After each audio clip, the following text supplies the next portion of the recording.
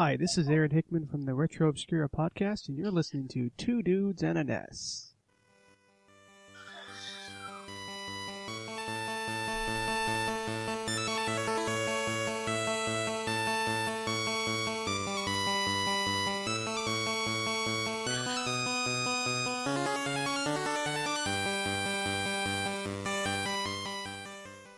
Hey, Justin. What's up, man? Hey, Not Justin. Much. Oh no, we've been attacked. Hey, Infiltrated. Justin. What? What's up, man? Unfortunately, that's too perfect. Tonight we have, I'm not going to say special guest, but we have a guest. Special germ. And his name is Aaron Hickman. Hey guys, how's it going? That bumper that I did, was that 5 years ago now? It's been a long time. Man. Probably, yeah. I swear I was talking to you guys before we came on. I said, there must have been, my baby daughter must have been asleep in the other room or something because I sounded really quiet. And I was afraid to wake the baby. I'm like, this is Aaron from Retro Obscura. You're listening to Two Dudes and an S. Oh, just wait! It gets better because I've got all the. You're gonna be the. Got my raid from all the segments. Was it Raid from Bungling Bay? Yeah. So I remember, I guessed it on Star Tropics, which is years back, and I think I also did bumpers for you for a Raid on Bungling Bay. Yes. So I dipped back into the Raid on Bungling Bay episode and pulled out all your announcements. So just for this show, you could do it all over again. So I guess you could say two guests will be here tonight. Aaron Hickman and Aaron Hickman from 5 years ago. Exactly. There's a difference, folks. There is a big difference. Well, we'll let the listener be the judge of that. No, it's not that big of a difference. Well, Aaron, I hate to ask this, but do you want to tell people what show you're from? Well, I would say Retro Obscura, but we're on again, off again. We're like that. That couple that you're not sure if they're going to stay together or not. No, the main show I'm on right now is Genesis Germs. I'm sorry. What show is that? Podcast? What's going on? I'm sorry. I missed it. What show did you say you were on? I am on a little show called Genesis. I'm sorry. Go ahead. I won't do this.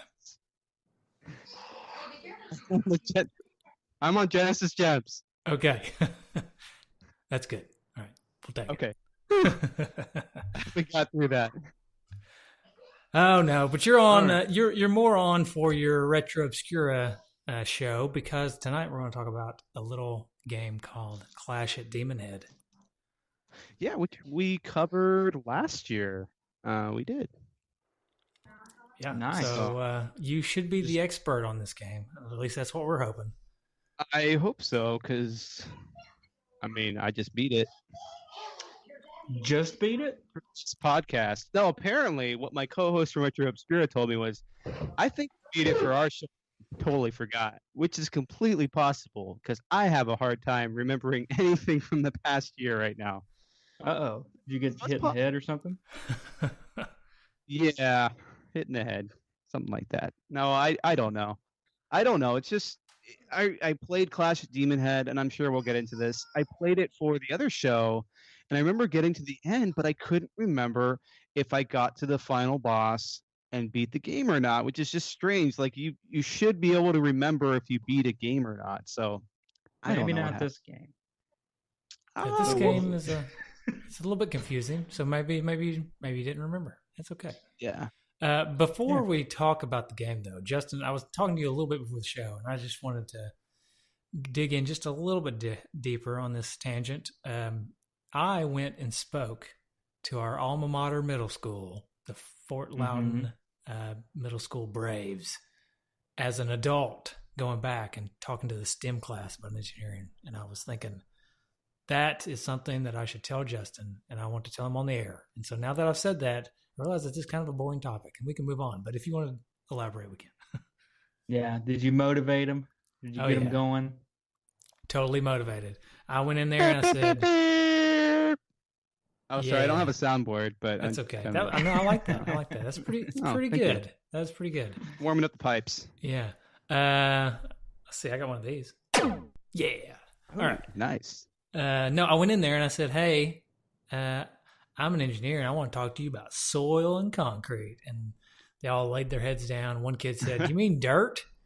And I said, yeah. Well, between I the thought hours, you were gonna walk in and be like you'd be like Michael Scott and walk and be like, "Hey, Mr. Scott, what you gonna do?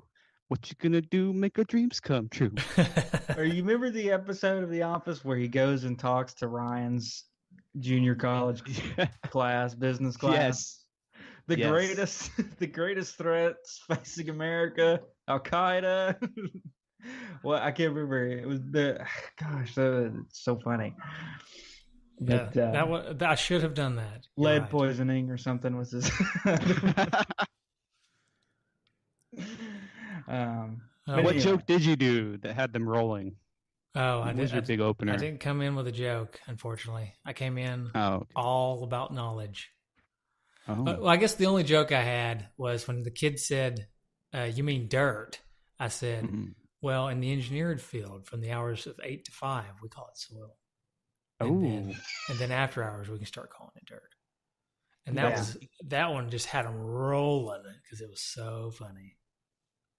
That was like a slow burn. I bet you they Yeah. got it. They Oh, got I it get once that. they got it once they got home, and then they thought, not funny at all, not even close. That's okay. It's all right. Oh well. Oh well, What are you let's talk about Clash of Demonhead. That's got to be way more interesting than middle school kids, right? Been talking to middle school kids I don't know. about dirt. Maybe they're fans of Clash of Demonhead. Who knows? Maybe you I should have don't know. talked to them about that. Maybe you I- should have. I probably Actually, should you have. should have said, I know I'm here to talk about engineering, but I really just want to tell you about this podcast that we're doing. You should go up there and be like, you know what? This whole presentation is a huge tangent for my podcast. Exactly. So I'm really here to talk about two dudes and an S. Exactly. Yeah, I should have done that. And they would have said, "What's a Nintendo?" Exactly. Right? Yeah. And then I would have to go off on that. Grandparents played with.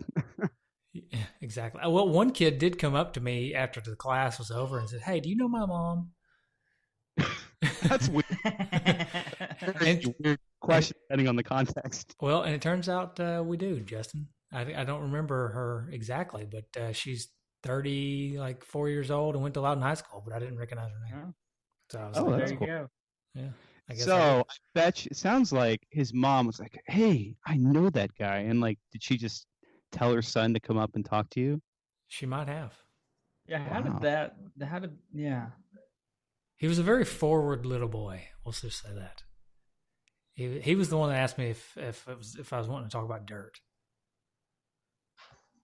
So Very All right. nice. instead of talking about dirt, let's talk about the history of Clash of Demonhead.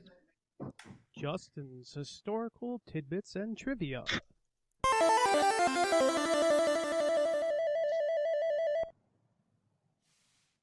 First, before we get to history, I did find out what the 5 Goliaths that America was facing, according to Michael Scott. It's Al Qaeda, global warming, sex predators, and mercury poisoning. Oh, And yes, that's only 4. There are Nice. 5. that's the joke, right? Right. Hey, mercury poison's a Mercury. pretty big deal. Have you you've been eating a lot of tuna lately? As far as I know, Justin, you had any I- issues with mercury so- tuna, mercury poisoning? Probably. I just haven't I- realized it yet. I have something interesting about mercury poisoning that I found out. So apparently there was like a wireless controller made for the Atari 2600, and it had mercury inside it. So it was literally a poisonous controller. Nice. But that was what they were trying to do for motion controls, was you put mercury inside and it would kind of separate and move one direction or the other. So Huh, that makes sense. crazy. Yeah. Have you seen the video of the guy he's just playing with mercury and he puts an anvil on it and it floats? No, Oh, he puts an I've not So seen on it? Yeah, he puts an anvil in a bucket of mercury, and it just floats on top of it. Oh, that's Because weird. the mercury has higher density than iron, I guess. So Yeah. it's just floating in some mercury. That's This cool. mercury is just a fluid. Yeah. Hold on, just a minute. Okay. Stop talking. Exactly. I really, really wanted, Aaron, I really, really wanted to get that on the soundboard just for tonight. But You know, I wanted it too, and I think I lost my copy first because it's like when Nick and I record, he's like, "Hey, record a backup for me just in case," and then I record it, and then I delete it as soon as he's like, "Oh, okay, I'm good." And then with that one, I think you guys know the story, which is we were recording Aladdin, and Nick, in a moment of transgression, said, "You know what? I think I actually like the Super Nintendo version of Aladdin better." And I had hit the mute button on Skype, but I was recording on Audacity, which does not pay any attention to your mute button. right. And I said very loudly, it's my kids, the door was closed, so they couldn't hear me, so I said, "Stop talking," very loudly. And ended up on the podcast, and so it sounded like I was telling Nick to stop talking, and that just sort of became an in-joke for your favorite Sega Genesis podcast. So It was probably my favorite moment that you guys ever had when you yelled at Nick to stop talking. That's hilarious. and he's such a mild-mannered guy that, like, if I ever told him to actually stop talking, he'd probably be taken aback, like, "Huh? Me?" Stop. Yeah. Guess I'll stop talking. He probably just stopped talking. Stop talking for a while. All right. Speaking of stop talking. Yes. Yes, sir. All right. History. But we've got a guest. We're on the streak of guests. We might as well be on a streak of a quiz game. Oh, God. I don't stand a chance against the human Wikipedia over here.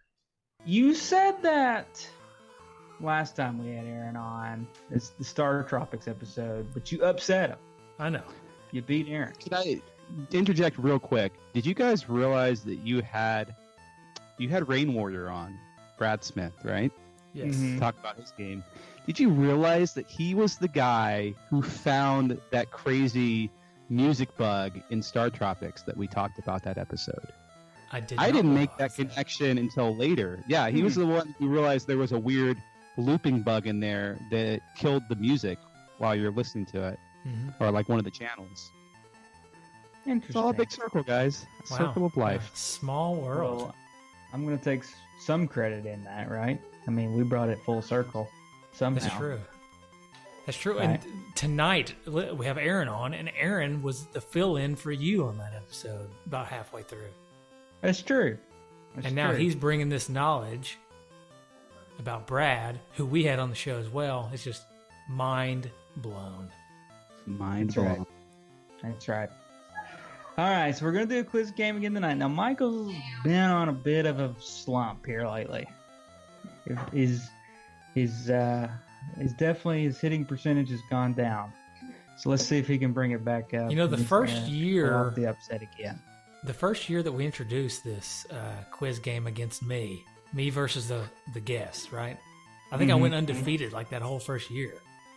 And Oh, then man. since then Was I've that been, because you were up against the Mario soundboard the whole time? yeah, How dare maybe. you. You were one of those Mario soundboards. Thank you very much. Hey, Well, I'm sorry, Aaron All from right, 5 years let's ago see. was. yes. let's see if Aaron, present day Aaron, can beat Michael this time. Okay. So as you know, the way we play the game, read the question, buzz in by saying your name. There'll be 3 to 4 selections or choices for each question. You do not have to wait for me to read them all. You can buzz in at any time. All right. So the first question is: this game was brought to us by Bic Tokai, who is not a person. You don't even know what the question is. No. Okay, finish. Sorry. Are we Yeah. supposed to wait till the like you give You all can the buzz answers? in at any time. Well, but there's not let him even- answer. Oh, I mean- okay. You gotta No, answer. I'm sorry. Okay, sorry. Finish your question. No, you gotta answer now. The answer is 42, obviously. No. All right. Go ahead and finish. For Michael. So this game was brought to you by Vic Takai, which was owned by the parent company, the Takai Corporation. What was that company known for? Was it an A, electrical utilities company, B, a natural gas company, C, an oil company, or D, an engineering company? Ooh, Mike? Mike? What? Can I have the things one more time? They're known for making mics. Electric company, natural gas company, oil company, or engineering company? I'm going to say engineering because engineering can be a whole bunch of different things.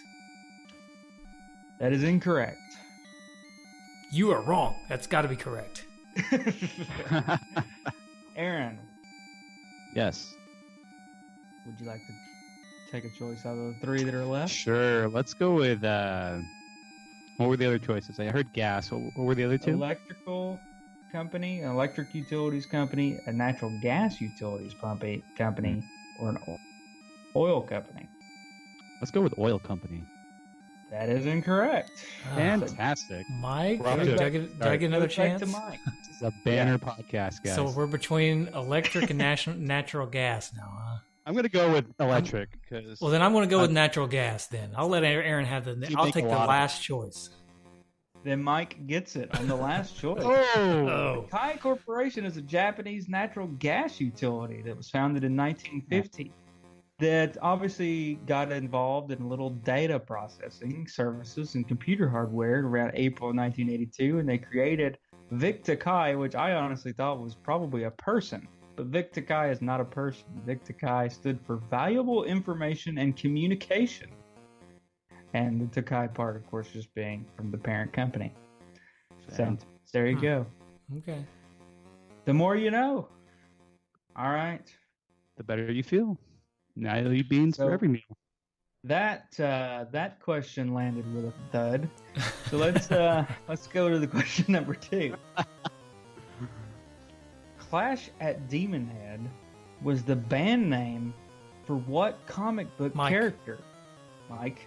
I know Scott this Pilgrim. one. It is Scott Pilgrim. So Mike takes an early commanding 2-0 lead on that one. Now, Scott Pilgrim's creator, Ryan O'Malley, put that into the comic and subsequent movie, because that was the first video game that he ever played, was Clash at Demonhead. I think it's cool So- how he turned it into a band name in the book. It's a good band name. It I really gotta is. say I that. could answer a bonus trivia question. But Aaron, no how points, about you Mike. make the bonus trivia question, see if I get it, Sure. and then I'll just take another Okay. point over top of it. Here you go. So If I get it Clash wrong, at- you get the point. okay. Here we go. We're making All things right, interesting here we go. now. Here we go. This is interesting. In the movie Scott Pilgrim versus the World, the band Clash at Demonhead, which is a band in the film, the lead singer is portrayed by Brittany Murphy. Blah blah blah. Justin. Who is the actual band that the song they Oh, performed? shoot. Who is it by? I do know this. It's a Canadian band. Who is it? It's like Metric Yeah. or something like that. Oh, good job. Was it Metric? It was Metric. Good Oh, job. Yes. I'm just making you feel good tonight. Yeah, I'm like on top of the world tonight.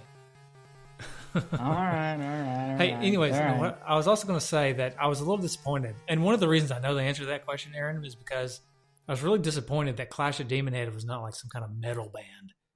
It was like a alternative poppy type of thing. So, anyways, or punk, like pop punk or something. Yeah, it was kind of an indie pop band. But Clash of Demonhead just sounded so much like a metal band to me, like Well, an it sounds 80s like hair Clash, metal, right? It sounds or like thrash, yeah. Clash is playing on top of a mountain. Exactly. That's great. Did you hear? Hey guys, you hear who's opening for Guar? Clash of Demonhead. Ooh. Yeah, see, that makes sense. Not, hey, did you hear who's opening for Green Day? Clash at Demonhead. Yeah, exactly. Doesn't make sense. Yeah. Mm-hmm. Anyways. All right, question 3. Mike, Aaron, in Nintendo Power's January-February 1990 magazine, they had a 4-page exclusive on this game. But what game was on the cover? And I'll give you a hint. Rob Luther was on the show when we talked about this game. Ooh. Was it A, Batman, B, Teenage Mutant Ninja Turtles, C, Teenage Mutant Ninja Turtles 2? So Aaron. all Rob's been on all those episodes, so that's not a hint. Right, If exactly. we're going with 1990, can we shoot for how about Teenage Mutant Ninja Turtles 2? It is not Teenage Mutant. Dang, I know I'm what gonna go this with now. Batman then. It's Batman. Batman was the cover Rigged. on the Nintendo Power for this, where this game was featured in. Jack Nicholson on the cover as the Joker. I remember that. Ah. In your defense, Aaron, I probably would have guessed Teenage Mutant Ninja Turtles 2 if you hadn't already took it off the list. He threw in a trick, which was Rob was on all these episodes. Yeah, it wasn't a hint. Yeah. It was just knowledge. Mhm. Yep. Well, it'd been too easy if I just give you one that he's That's on. true. How can I redeem myself, Justin? You can redeem yourself by answering this question. Ooh. One of the character that you're helping to save in this game is named Professor Plum. Which country grows the most plums? Is it A, Serbia, B, USA, C, Romania, or D, China? Oh. I don't want to answer that question quite yet. I just want to say, awesome question. That's the kind of questions we need on this show. Oh, Lord. Also, I took my teeth out because I really felt like I was lisping too much. I was having trouble talking, so my teeth are out. Great. Oh, you have teeth? Since when? You don't have teeth? I mean, mine usually just stay out in a jar Oh, next to some eyeballs in the bathroom, but I don't know. Aaron obviously doesn't listen to the show. That's okay. I've got the invisible braces, and so sometimes they prevent me from I talking. just like to razz you. That's okay. It's all right. Just remember who's got the soundboard. Mm-hmm. Anyways, I guess I'll guess. Mike, well, I'll say United States. It's not the United States. Oh, good. They're like well down the list. Like, What about China? it is China. Yes! A question I had no way of knowing, and I got it right. Oh man, you guys like plums? Nah, not Plums really. are pretty good. They're better than prunes. I like prunes better, actually. I like prunes better too. Here's another bonus. This is for Justin. Do you know what Worf from Star Trek Next Generation's favorite drink is? It's pretty Green obvious. Yes. He calls it a warrior's drink in the show. It is the warrior's drink. That's a warrior's It makes you a bathroom warrior. All right. So Mike is technically 1, even though Aaron got the plum question, which should count for like 2. Yeah, I'll allow it. Mike's still 1, but we'll go to the last question, which is not my proudest question. So I was running low on things to ask. So, how long after the release in Japan did this game get released in the United States? Was it A, 1 month, B, 6 months, C, 1 year, or D, 2 years? Oh, Aaron. Aaron? So you were saying, what was it? A year was one of the choices, right? Right. Yeah, I'm gonna go for a year. Yeah, it was a year. Aaron with the comeback there, but it wasn't enough to overtake Oh man. Michael, who Poor is now Michael. 2-0 against Aaron. First he Ooh. takes some kids to school, and then he takes me to school. What's up with that? Oh man, I'm so sorry, Aaron. Just had to. Oh, I wonder like- if Brian O'Malley is related to Mike O'Malley. The guy who made it, Scott Pilgrim. Is he related to the guy from Guts? I don't know. you know what? That's a good question. I think the answer is, why don't you have him on the show and find out? Which one? Mike O'Malley? Who's the harder get? Mike O'Malley or Brian O'Malley? I would say Mike O'Malley. You think Well, he's the I don't harder know. At this point, I know he might be think, living in a van by the river by now. get? the only reason it might be hard to get Mike O'Malley is because he's probably dropped off the face of the earth. You'd have to find He's, him It'd be he's first. like a big funny. star. He's a stud. He's doing everything. It'd be funny to get Mike O'Malley on the show and like all the things that he's done, and then we only want to talk about Guts. Yeah. No, the bigger get would be the guy from Nick Arcade. That would be the better get because he Yeah. actually talked about NES games. That would be. Who was that guy? Ooh, that's We a should question get- you need. We should get Mike O'Malley on the show and then talk about Scott Pilgrim the whole time. Like, so Phil how'd you come up Moore. with the idea of Scott What a Pilgrim? name! Phil Moore. That's who it was. Yeah, what a name. Fillmore? Fillmore Yes. what? Like Phil Moore, like Fillmore the town Butts. Actraiser. Fillmore Butts. Fillmore Butts. Yes. Was that like Seymour Butts' brother? Yeah. Yeah. Hey, His brother Fillmore. Okay, so you guys like Mike O'Malley from Guts. I remember Mike O'Malley from, what was that show? Yes, Dear, I think it's called. Yeah, Oh, Yes, Dear is a Man, good show. I love that So- show. Wait, but back to Guts. Did you ever play the Super Nintendo game? Because it was atrocious. I can only imagine that it would be super disappointing. It was like American Gladiators on NES is way better. Like, sadly, that's the gold standard of like American extreme sport TV show video games. Apparently, Well, that's a pretty fun game. It's though. pretty terrible. It is. It's like one of those guilty pleasures, I guess, for me Yeah. anyway. Same here. Yeah. I think I say that about every NES game though, because I'm on a Sega podcast, so I have to say like every NES game I play is a guilty pleasure. Just kidding. True. Mm. Just like think you every say that- Genesis game I never even attempt to play. No, never. You never played a Sega game in your life. Nope, never played one ever. Justin looked That's at a one lie. once. Let's get back on track here. Okay, Yeah. sorry. Sorry, too many tangents. What show am I on? Yeah, really. So, Michael, did you have this game? Did you go on a quest to find this game? Michael's quest to find the cart.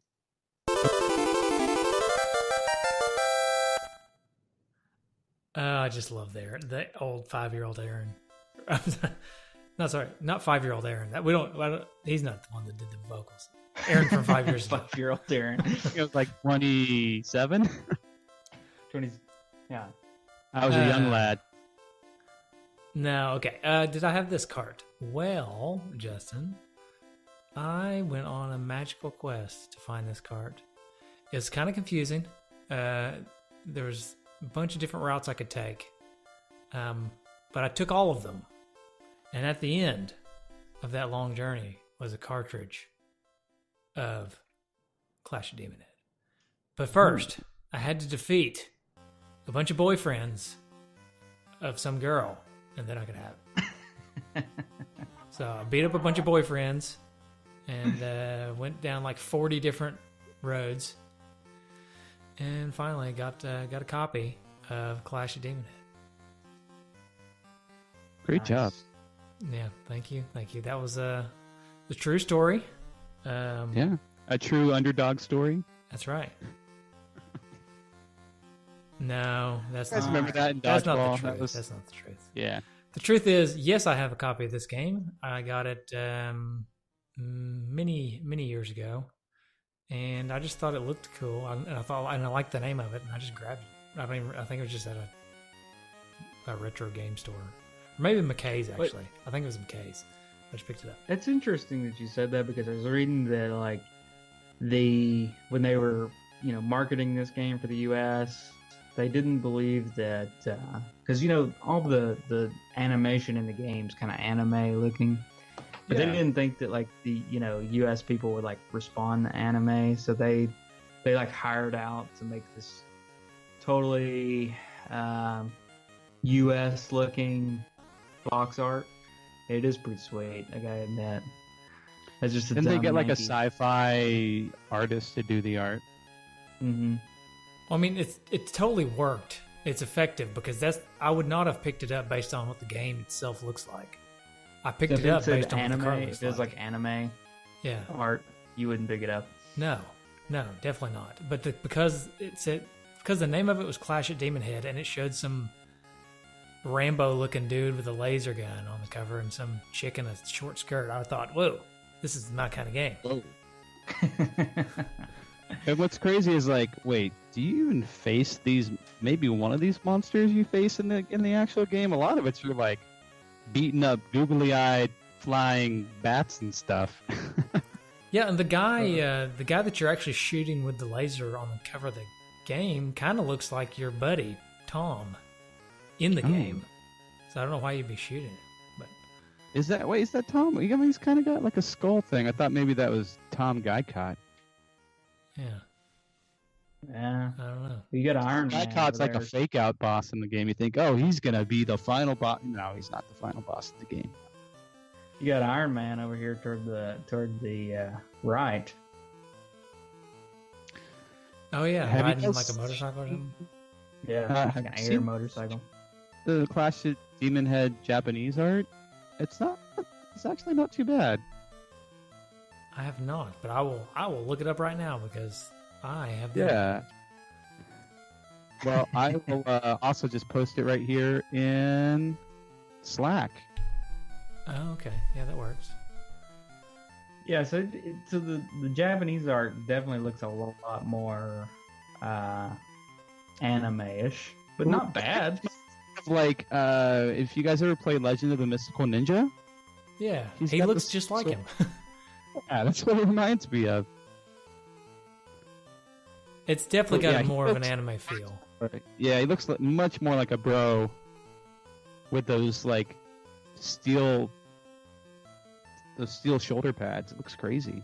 It's But like a cool looking outfit. The Japanese box art makes more sense for the game. It actually has characters from the game. It looks like the people. Does. Yeah, it does make more sense. It's even got the old mystic dude that you meet, who gives you those powers, the force powers. Yeah. Which is like, it's great that they call them force powers because it's basically implying that you're a Jedi. It's really what the game's implying. Well, before we really dig into the game, did you guys? Did either of you have this game? Have you ever picked it up? Yeah, so I had it at multiple points in my life. Unfortunately, not right now, but we had it when I was a kid, and I remember being very fond of this game and not getting very far, especially because of the systems, like the map system and stuff that we'll describe later. But I got a kick out of it, and the songs, though they were kind of basic, they really get stuck in your head, especially the main adventuring theme. And I don't know, the game kind of did it for me. Like, but the most vivid memory I have as a kid is just like the angel rising out of you when you die. Because there were a few games like that would do that. So that was very specific, and I remember that. But yeah, this was a game like I liked, and whenever I was collecting NES games, I made sure it was in my collection. And thankfully, it's one of those games that is fairly common. It's not too hard to pick up. And don't spoil the price like Stephen Michael did last week or last episode. Oh, no, the So, price is We'll save that for the end of the episode. 20 rupees. Yeah. All right. So let's Rubies? talk. Let's just dig Rubies. into the game. But before we do that, let's stop, take a break, and get a word from our Hammer time. sponsor. The game discussion. All right, we're back for the Swear game I have a head- discussion. Do you think you ever had a cold? Really? Yeah, I must have had a head cold or something, or I was so afraid of waking the baby.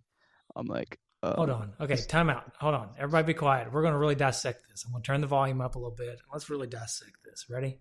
Yes. The game discussion. The game discussion. Okay, now Aaron from today, say the same thing. The game discussion. The game Play it discussion. again. Yeah. It The actually game- sounds like he's trying to hold back vomit. Yeah. Yeah. Yes. Yeah, you may have been sick. Hold on. The game discussion. Spewing this. The game discussion. You do sound younger too, though. I don't know. I do. And it's really 5 years can do a lot to the voice, apparently. Yeah. Well, you also lost a bunch of weight during that time too, didn't you? I did. That So, can there's have a probably big effect on your third- voice. second or third chin when I was 27 peeking out there. Yeah, so Oh, maybe, yeah, I was like 70 pounds heavier when I recorded that. so that may have something to do with it too. You never know. Yeah. Now, you know what I noticed? When I would read my kids' stories, like I would get out of breath. That was the craziest thing. That's the most vivid memory I have from that point. Like, not even podcast. It's just like trying to record, like trying to read them a story about like Goldilocks and the Three Bears, and like I'm just like so out of breath by the end of the page. Like, why can't I read this and like a normal person? So, yeah, I remember that. I'm sure Sorry, you feel a lot better now. You can I do. record a whole podcast without running out of breath. I can record a whole podcast without taking a single breath. Whoa. It's like that whole technique that what's that? Kenny G. It's circular breathing. That's what he does. That's what I do when I record So you podcasts. talk inwardly and outwardly. Yes. Oh. Does he really do that? Yeah, he does a circular breathing technique actually, where he can hold a note for 30 minutes or longer. Yes, this is true. That is ridiculous. It kind of reminds me of the only thing I ever think of is that Tenacious D skit where he talks about inward singing. Inward singing, yeah. Yeah, that's great. All right, let's talk about Clash of Demonhead now. To start us off, shall we go with the manual? We should. Oh. Yeah. Yeah. I thought so. Okay. Because we have to talk about this main character's name. We have to dish on that. We have to dish on that. We also have to talk about this story because this story is bonkers. Conquer. So let me kick it off with the story from the manual. Here we go. Yeah. I'm gonna get a sip of water and clear my throat. I'm gonna do this right. I'm gonna get a bear, a big American bear. No, I'm just kidding. I don't even. Family friendly. Family friendly. That's right. I'm sorry. A root beer, folks. Hey, well, okay, no, I'll go off on a little bit of a tangent here because you mentioned beer. I'm thinking, Yes. Justin and I have never done, at least we may have had a beer or two before doing the podcast, but we've never done a podcast where we've really been drinking. And I think that for me, I think I would rather do one not drinking because I always think I'm funnier when I'm drinking and realize later on that I was not Yeah, you're funnier. probably not. I think you're probably looser. Yeah. So your speech is, the stuff that pops into your head right away, you might say that. Like the stuff you would say without thinking, like, I hate Genesis Gems. Like, you might just say that without even going to that verse. So, or you know what, I hate Justin, or, Yeah. Yeah, Well, you never know. shouldn't say that to Justin. He's a nice guy. I don't know about you, Mike, but Justin's a nice guy. Oh, I'm a terrible person. So. But no, I've never had alcohol while doing a podcast, like ever. The only time I've ever really had alcohol is like you have to understand, I didn't have alcohol until I was 27, guys. So Oh wow. back when Aaron was doing the bumper for you, that was the first time you ever. That's what it was. He was on a That's what it bender. was. He was on a bender. That explains it. Mm. Well, I don't know. I Alright. just thought it was interesting because I was thinking about it when you mentioned that. But we've never done the podcast with alcohol in us, and I would be curious what would happen. But I think we would probably be better off never I doing think that. we probably just should not figure that out. Yeah, I'm with you. All right. Anyways, story. In the year 1990X, so this has already happened. Does that mean it's 2000? 19. Because the X, I mean 10? Oh, I don't know. That's a good question. This actually might not be 1990 something. It might be 19,910. Oh. I guess they do that in Japanese games, like in Mega Man series, to kind of give you a vague sense of, oh, we don't know, it's just in the future. It's in the future. Yeah, it's sometime during that decade, right? Yeah. Although they So should was put a everyone 2 wearing in. flannel? Listening to Nirvana? Yes. Oh, okay. All right. In the year 1990X, a secret command, Saber Tiger, is engaged in a savage war with the Demons Battalion. The Saber Tiger's youngest leader, Bang, played a very large role in the fight to the admiration of his fellow commanders. After the completion of one campaign, Bang and his girlfriend, Mary, are enjoying a long-awaited vacation at the beach. Suddenly, they receive an urgent communication from headquarters. It reads, "Emergency code number 2568623. The inventor..." Yes, the one that's a little bit worse than 2568622. Exactly. Yes. The inventor of the Doomsday Bomb, Professor Plum, is being held by the enemy atop Demon's Head Mountain. And it appears that Time out. Okay. Professor Plum. Who would have thought that he would be responsible for the destruction of the whole world? Yeah. Name Right. like Professor Plum. Sorry. I thought, I'm with you because I think I thought he was just like in the observatory with the pipe or something. I didn't think he was on top of the mountain with a doomsday bomb. Well, it's like you think I think it was like Metal Gear 2 or something, one of the Metal Gear games, and it's like Professor Modnar. Or kill, it's like kill or mad or something like that makes him sound evil. Yeah. Plum. This guy's just Professor Plum. He probably wears plum suits. I just picture Grimace from McDonald's. He McDonald's actually Grimace. looks, when you get to that part in the game where you actually meet him, spoiler, he looks like Weird Al Yankovic. That's what I was thinking. He does look like Weird Al. Crazy. The whole idea of Professor Plum in this game is weird to me because he's like a good guy, but he invented a doomsday bomb, and his name is Professor Plum. It's just really off the wall. Yeah, it's pretty absurd. It's always the ones you least suspect. And can I also say that this is something the Nintendo Power magazine showed Bang's full name. Would you like to know what it is? Because they don't say it in the game or in the movie. Oh, is it Billy Bang Blitz? It's Sergeant Billy Big Bang Blitz. Big Bang Blitz. Not just Bang. Bartholomew Bastion Balthazar Bucks. That reminds. See, his name reminds me of the kid from Neverending Story. He was Balthazar Bastion Bucks. I like it. Yeah. But yeah, Billy Blanks, the Taibo instructor, right? Right. Mm-hmm. Yeah.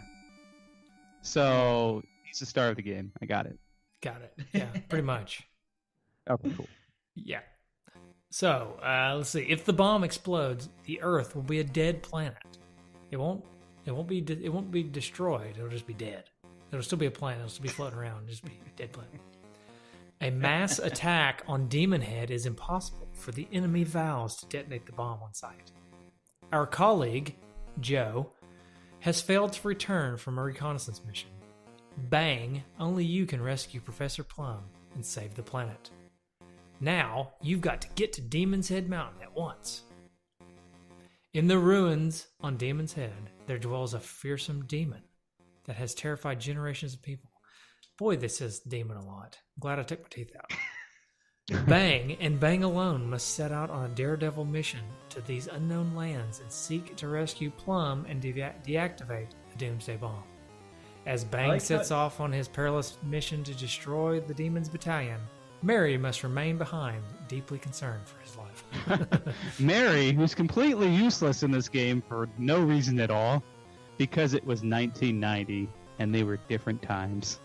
Yeah, and also, I love the line that Bang and Bang alone must set out. And then, pretty early in the game, you just get a bunch of help from a bunch of other people. Oh, yeah. Oh, there are plenty of random NPCs to encounter. Before we get to that, though, guys, I had a very important Plum joke to tell you. Oh. Are you ready? I'm ready. I'm ready. Hey, guys, did you ever hear about the Plum joke? No. No. It was pitiful. Ooh. That's good. See, I was just trying to think of the worst. You kind of start out with the worst one, so you lower people's expectations, Yeah. and then you come back with a real zinger later, and I'm like, oh, he's playing Hang on, the wrong game. Please tell us that joke one more time. I think it's partly the delivery's fault. So let's get your Yeah. Here we go. Let's try this again. Hey, Michael. Yeah. Did you ever Aaron? hear that plum joke? No. The joke about the plum? It was pit to full. Thank you. There we go. That was good. That's good. Get no respect. No respect. All right. So, I guess you already mentioned your thoughts on it when you were a kid, Aaron. When I was a kid, I did not have the game. I'd never even heard of it. I got it when I was much older, in my 20s.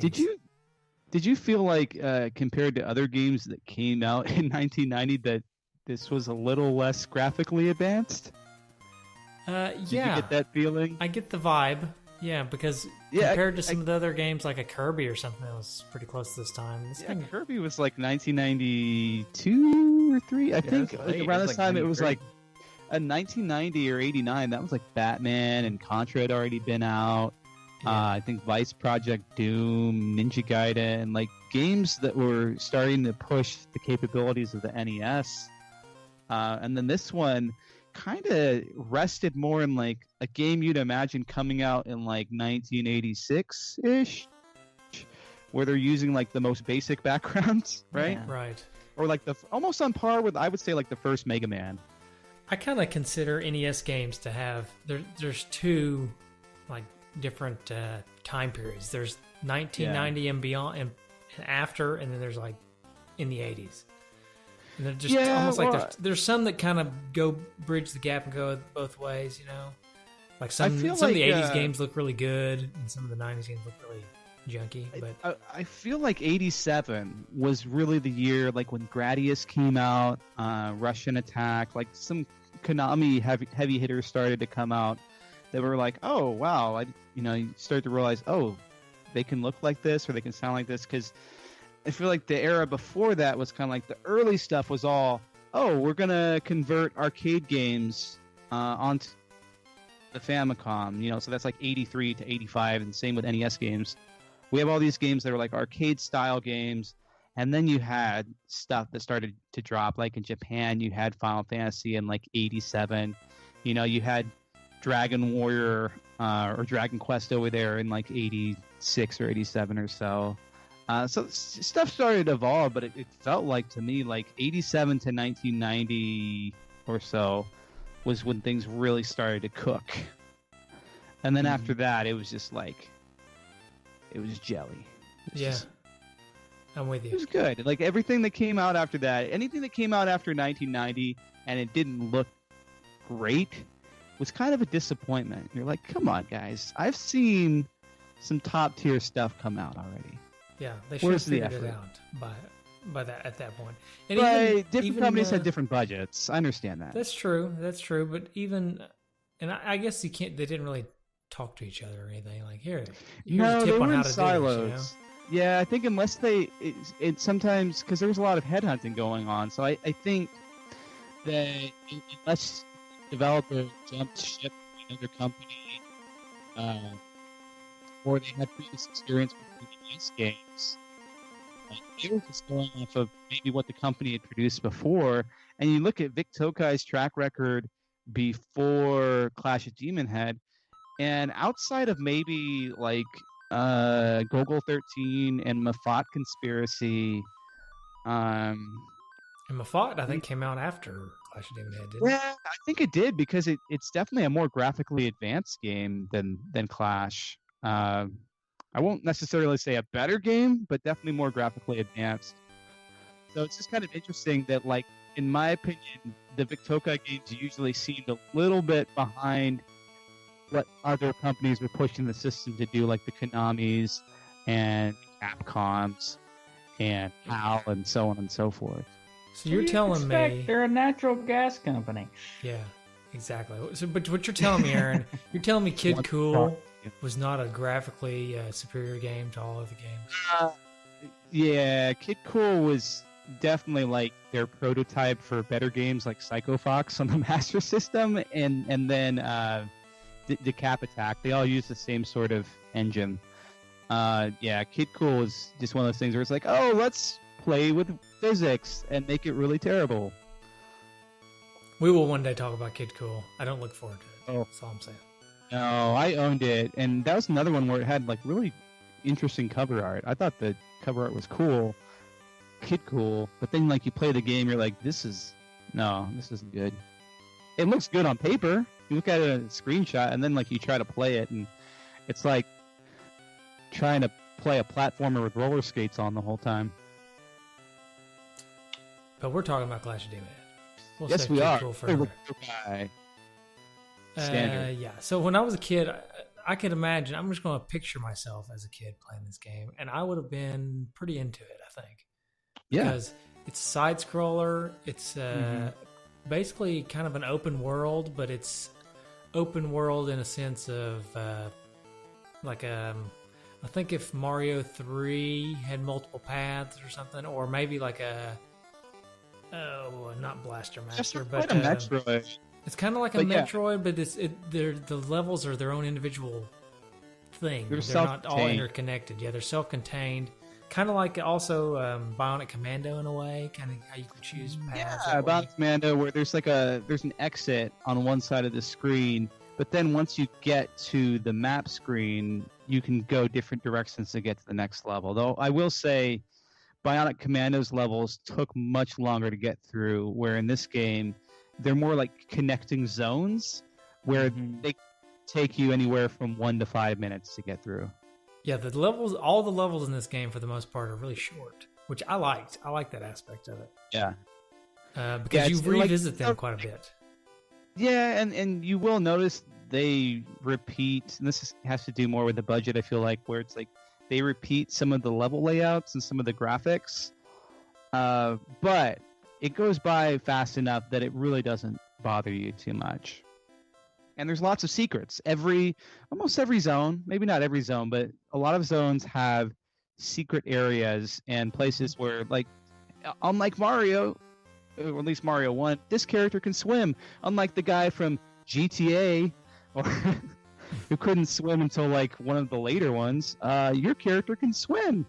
And you can find secret hidden treasure in some of the waterways if you dive down. Yeah, I will say it is cool that he can swim, but if you don't have the aqua lung or whatever, then you lose life. And one thing I noticed about the game is you lose life no matter how long you're underwater. Like, you can't even dip under for just a second without getting hurt. Oh, you have to like skim the surface. If you're in there without the aqua lung, you kind of just have to like jump out as fast as possible. Yeah, I know what you mean. Like, the game is basically going to gauge your progression pretty hard unless you have like some health refills, kind of directing you to, you better go to the shop and buy some of this stuff.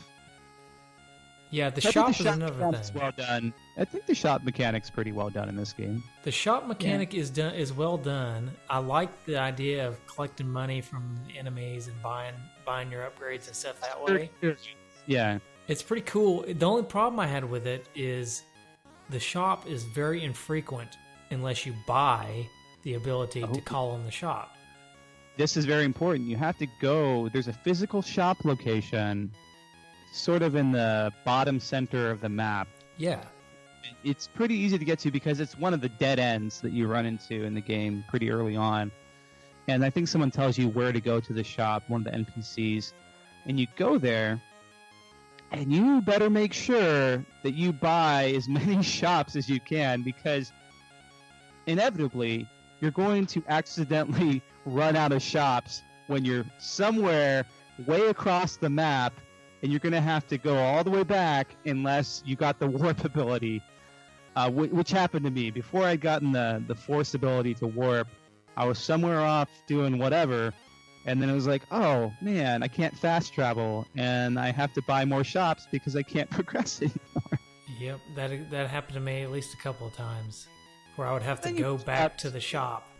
Yeah, but like once you get the force abilities, it does make the game a bit more manageable, especially with that fast travel ability. It's like, oh, I can now go wherever I want, and shops aren't such a big deal because I can just warp back to the shop location if I really need to.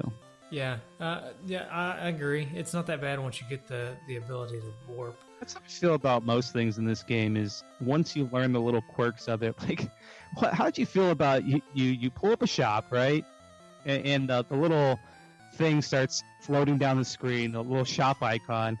I almost feel like this is like the prototype for Just Cause, where it's like you could buy items and like a guy in like a in an airplane or something, or like in a helicopter would drop down to sell you stuff. So I feel like it's I think it's that kind of direction. But like he comes down and you notice there's a random chance for things to happen in the shop, and I haven't seen this in any other game. So I think he's like sitting there with his kid or whatever. But there's a random chance that all the items will be half off, which I've gotten like once. There's also that never happened to me. I didn't see that. Yeah, it happened to me once, and it was the happiest day of last week. But no, the other things that'll happen is that he'll randomly be out of a certain item, and I thought it was like a gated progression thing, like, oh, I need to go visit some area before I can get the jetpack. And no, like, you know, in some games it's like, oh, you can't buy it from this store. I think I was playing like Steam World Dig or something, where it's like, oh, you can't buy it from this store because you have to go dig for this item. No, in this game it's literally, oh, we're arbitrarily out of this item, but if you buy another shop and then you pull up the shop again, they'll mysteriously have the item back in stock. Yeah, so I did notice that, and that was kind of annoying. The minor annoyance. It's like, oh, I guess I'll spend my money on weapon power-ups when I really just wanted more force juice. I don't know what to call it. You call it force juice. I just thought force juice. Happy's old moonshine. And then like the health refill, which is critical in this game as well, because there's a lot of times, like all the enemies are it's kind of like Mega Man. They look Mega Man-ish, and they've got the googly eyes and stuff. It's kind of like robotic and stuff. They drop hearts, or they drop stuff that will refill your life, and they drop apples, I think, which will refill your force. But it definitely helps to have that shop around so you can refill that stuff that way too. Yeah, and the shop is where you can buy a lot of the more interesting items in the game too, for like weapons and stuff.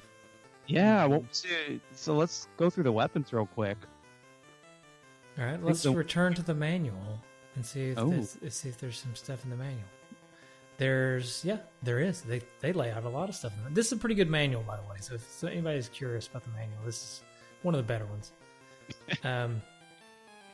So let's talk about this. Let's just talk about all the stuff. Okay, so we'll just go through the manual here. The special suits. Okay, so there's the hyper boots, which is make you fast, which I didn't find a whole lot of use for myself. The aqua lung, which is this is speed up possible without a decrease in power. The aqua lung, and then go ahead. Water. Yeah, getting in the water, that's the best part. Then the jetpack, which is awesome. This game, you get that jetpack and you just go pretty much anywhere you want. Right. Yeah. And then the super suit, which is for the ice and lava. So those are the main suits that you get. And you talked about the graphics earlier, about how they were kind of not that great. There are some areas where it looks better than others. I was about to say, in regards to the character himself, I thought the graphics were pretty awesome, because he changes based on the suits you get. He's very expressive. He makes funny faces whenever things are happening. Like if he's on the ice, he looks like he's like slipping, and he kind of makes funny faces. And when he dies, and all that kind of stuff. The character he's climbing up and down the ladder. Like I thought that was pretty unique. And I love how the game remembers when you're wearing a suit or not when you transition to a cutscene. cutscene. I put in quotes, but when you go into talking time, talking time. Yes, talking time. and it'll show that you're actually wearing your super suit or you're wearing your aqua lung. Yeah, I thought that was really cool too.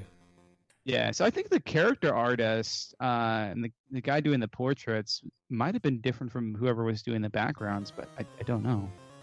The backgrounds is what is the most lacking, I would say, in the graphics department. They're kind of lazy, and I hate to say lazy because it implies that they weren't working hard, but they're some of it smacks of effort. Like I think it's cool when you go underwater, or you go to like the ice cavern areas, and that seems like they put a little more effort into it, but there's nothing cohesive. There's no parallax scrolling or anything in the background that makes you go, oh, there's something off in the distance. If I can only get there, that sort of thing. Yeah, exactly. What's interesting about all the people that were involved in this game, if you look them up, like the artist, which there was only one listed, Kazuaki Kinashita, and like the designer and programmers, they're only credited for this game. It's like they were just a one-off group, and then I don't know. And it's crazy too because there's no credits in this game. There's no credit scroll. That's true. So Yeah, it must be all from the manual or from just people documenting it. yeah. Maybe they just made these names up. It's very possible. I mean, people make up names all the time. I mean, Michael Kelso, that's a made-up name. Yep, sure is. You don't think I'd give my we're real looking name at the out on this manual show, again. right? Can I just bring up that when you go to the characters, Yeah. Uh-huh. and they list 3 characters, Yes. one of which is Mary, Bang's girlfriend, a prisoner? Question mark? Prisoner? Is she a prisoner? Well, there is a part where spoiler. Yeah, you it's do a bit run of a spoiler, but I won't tell you what happens when you run into her. I mean, this game's only 30 years old. I think it's okay, Aaron. I think what happens is I don't think she's a prisoner at the beginning of the game, but then you run into her and Mr. Bang himself is very surprised, like, Mary, what are you doing here? And she's just like, come closer, and then that's when he's like, no, something's wrong with you, and then like she blows up. Yeah. Fake Mary. Faux Mary, as we like to call her. Or was that the fake plum? I think that was a fake plum. No, you run into Mary somewhere else, but I think she was a fake too. Yeah, this game's got a lot of weird twists and turns in it. It does. I did not complete it. I did not end up beating it, but I made it pretty far into the game. And there's a lot of weird, twisty turns that happen. Yeah, like you're supposed to get the 7 medallions, but I think you only end up getting 5. And then like you run into a big boss, and you're like, give me the medals, and it's like the demon creature. And what's funny is like the game makes you lose the first time, and you're like, oh no, like game over, man. But then like you hit continue, and it's like Billy Banks is like, no, I'm done with this. Like he's seriously like, no, I'm not even gonna try right now. So he just like hightails it, and then once you get like this special sword, which can only be used in like 2 places in the whole game, or like 1 place, I think no, like 2 maybe. And then he's like, oh, now I'm ready for you, sucker. And so that's when you can defeat the demon dude. But it pulls one of those like X-Men thing where it's like, oh, I have to get a game over in order to continue the game. If you remember X-Men, but X-Men on Sega Genesis was a worse example because the game literally instructs you to reset your game after you've made all this progress. Yeah, that was pretty ridiculous.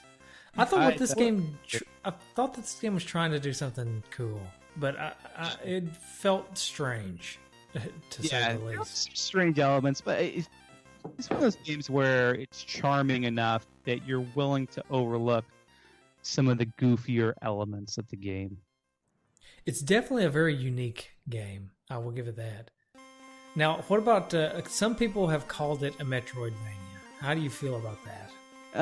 I don't think that's entirely accurate. I don't think the Metroidvania or even that particular genre was well established until around the time of Super Metroid and Castlevania Symphony of the Night is when the term started being bandied about. I think this was more of that loose action adventure type game where there weren't so many hard and fast rules about how to do these types of games, because there were even a few games before Metroid that had that sort of progression. On NES, I think of things like Goonies 2, I think of Legacy of the Wizard, that have this sort of open-ended feel, even Castle Quest, where you can go into any room you want, and you're just trying to find how to beat the game.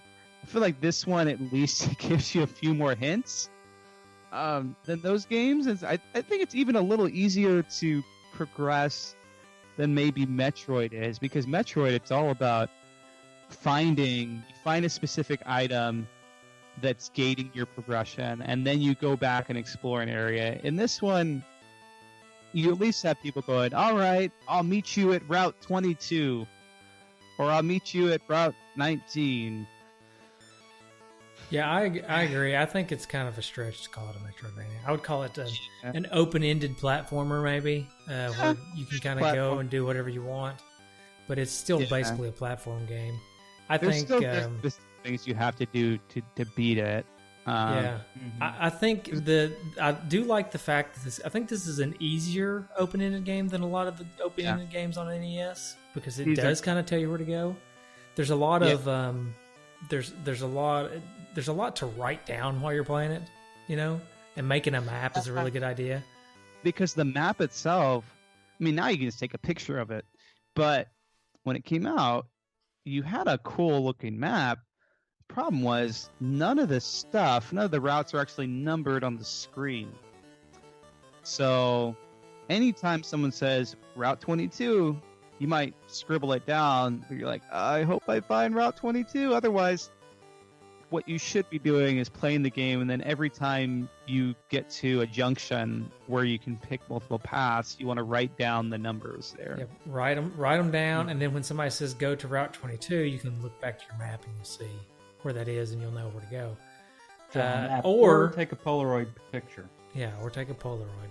Or in the case of modern times, do what I did and just use a guide. Because this is a game for me that, I'm not against using guides, first of all, but I think this is a game that is more enjoyable with a guide, because it's one of those things where, you can figure it out, but there's really not a lot of guesswork into figuring it out. There's a lot of just memorization of things that you could either be writing down, or just following somebody else that has written it down. This feels almost similar to when you play like a first person dungeon game, and you'd have to write out your maps on grid paper, but it's almost like someone's already made the map for you, but they forgot to label anything.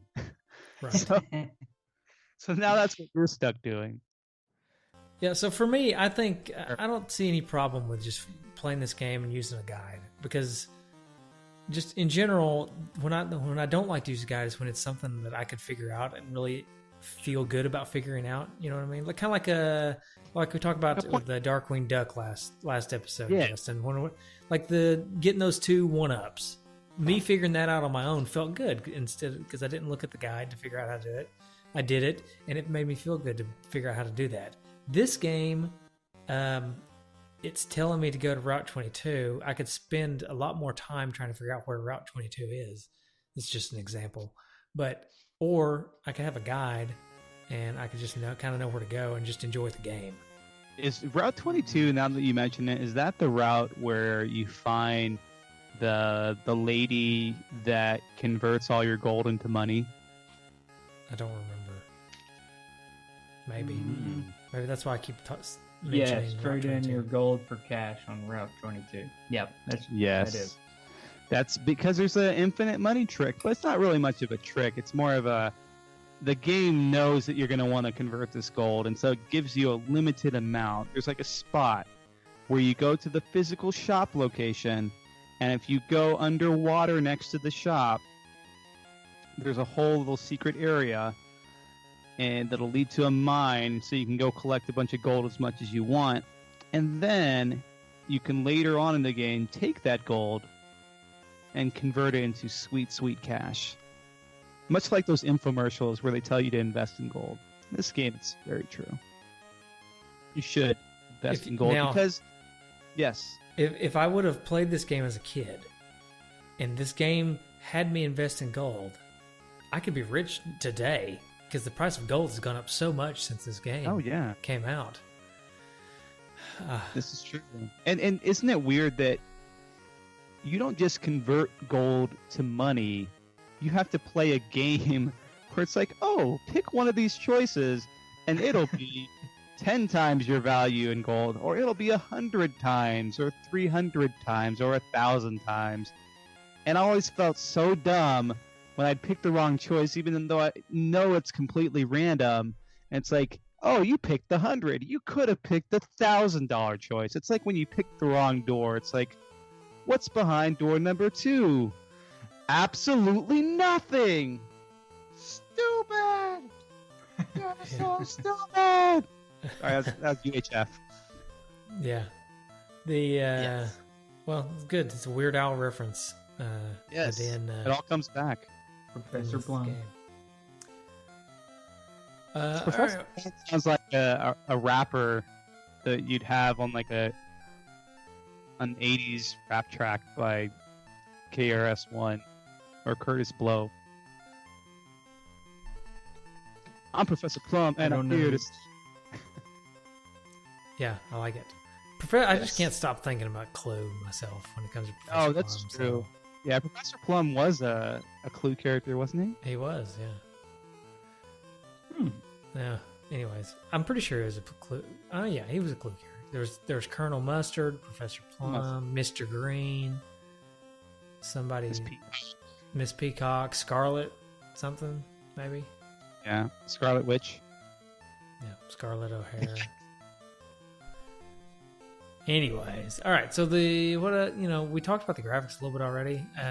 My final thoughts on the graphics are just that they could have been better, and I feel like they should have been better. But I do like the animations. I think the animations of the especially the main character, kind of make up for it in the graphics department a little bit. You're talking about like the sprites. Yeah. Okay. And they're pretty decent size. The part of the graphics that really bother me the most are the backgrounds are a lot of samey stuff you see over and over again. Mm-hmm. Yeah, you'll see repeating layouts. Yeah, and there's a lot, and we've talked about this in past games, there's a lot of brown and red. Yeah. Just brown and red everywhere. And with the mountain, right? Yeah, I know, but your character wears red, and he's he brown wears backgrounds. Black. Yeah, and it's just that's true. It's a very drab game. Mm-hmm. Yeah. Well, yeah, I can see that. What did you think of the governors? The look of the different governors, which is kind of a weird way to describe the mini bosses. Yeah. The governors who live in their mansions and. I did like the design of the governors for the most part. I like the fact that they're a pretty good size. They're like maybe twice the size of your character. They're not too big. Seem like they were influenced by Mega Man a little bit. Yeah, kind of got a Mega Man feel. The only problem I had with them is, again, with the colors. I felt like every time, all the governors were just like one color and various shades of that color. Yeah, I could see that. I feel like they just didn't play with color well enough in this game. I think they should have just put it on the Sega Genesis and it would have been fine. Ugh. Alright,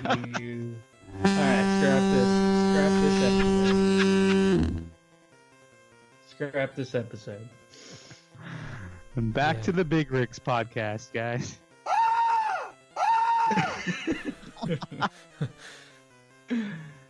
Okay. Now that I'm thoroughly disgusted and yes. Wait, so did we?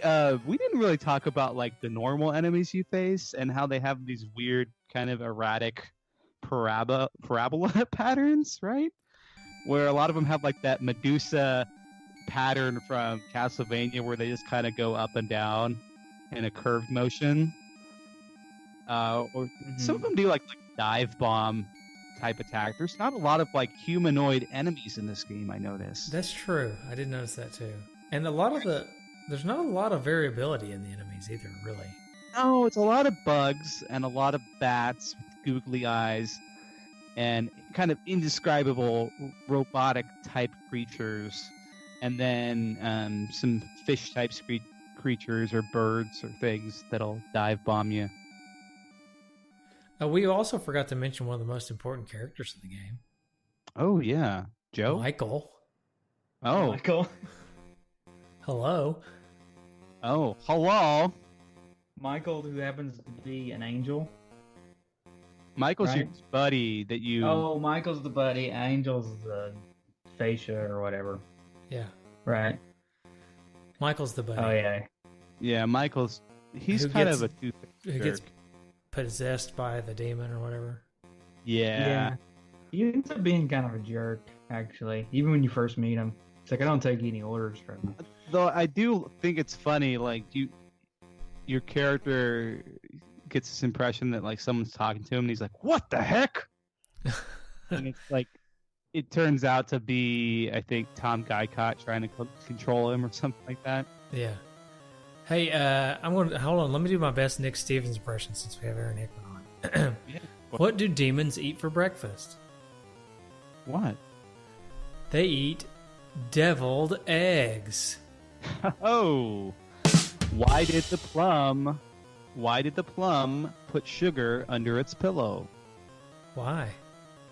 So it could have sweet dreams. Thank you very much. All right.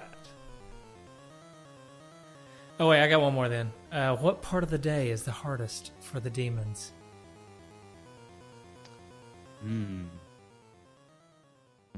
Hardest part of the day? Waking up in the morning. Oh, Oh. Get it? man. D morning. Huh, that was a pity laugh. Okay, anyways.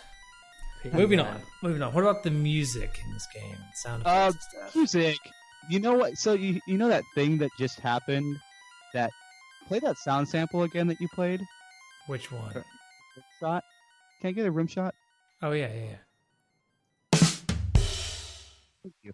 This is just to explain something that is clearly lacking in this game, and that is percussion. And it's something I think I mentioned on Retro Obscura last year, which was there are no drums in this game whatsoever. At all. That's true. They just, and you don't even notice it at first. But the more you play it, you're like, oh, there's no, like, they just use the noise channel for, like, gun effects and different explosions and stuff. And the DPCM, which would normally be used for, like, drum samples, this is like 1990 or 89. You'd think by now they'd be using something like that. But nope. Oh, So, hold on. There are some drums. Listen, hold on.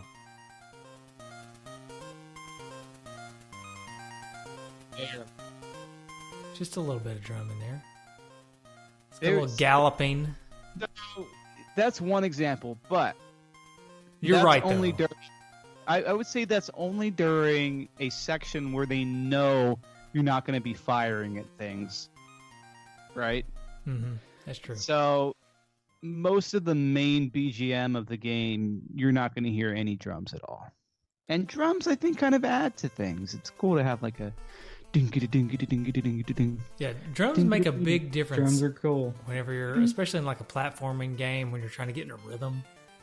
Yeah, it's hard to you're get in a trying to get rhythm when fired there is up. no rhythm. You can't get fired up without drums. That's a fact. That is a fact. You don't hear. There are no Metallica songs without drums, Right. and that's Yeah, for Metallica. multiple Sure. reasons. What'd you say? Though apparently Lars thinks that he's the only member of the band sometimes because he wants those drums as loud as possible. Especially that snare drum. Yes, that Sometimes. trash can lid on Saint Anger. What is? Yeah, I know we've talked about that on the podcast before, but that album, it's like, hey, what's the cheapest system that we can use to record this album? We'll take that. What's the dollar store recording kit? Oh yeah, I want the one that's below that. Yeah.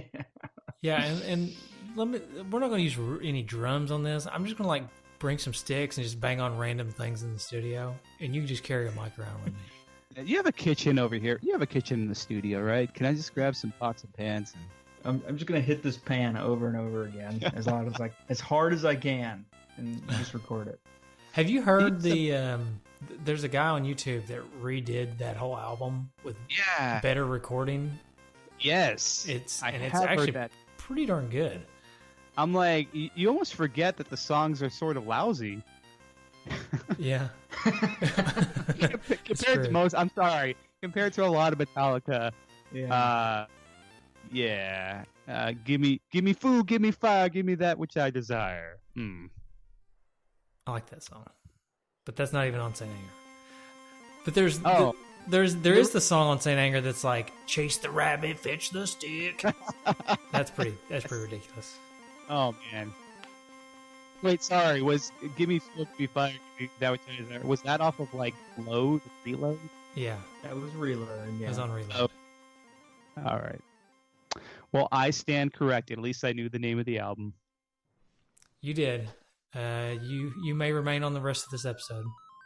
So, would you say that Clash Demonhead sort of follows in Metallica's footsteps, in that sometimes they make albums where one element from the band is completely absent?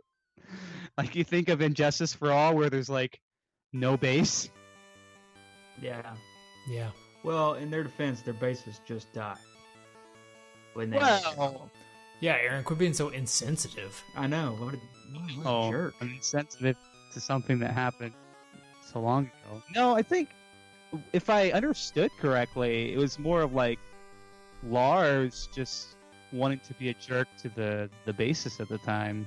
Be like, oh, we're gonna turn you down. Wouldn't surprise me. Yeah. All right, let's go back to Clash of Demonhead. Yeah. Well, we've pretty much discussed everything, but we have not talked about price and whether or not the game itself is worth it. So, Justin, I'm going to ask you a question. I'm going to ask you how much this game goes for. So get that ready. But in honor of Lars and the fact that this game doesn't have any drums, I'm going to give you a little lead-in. So you got it ready? Yeah, I'm ready.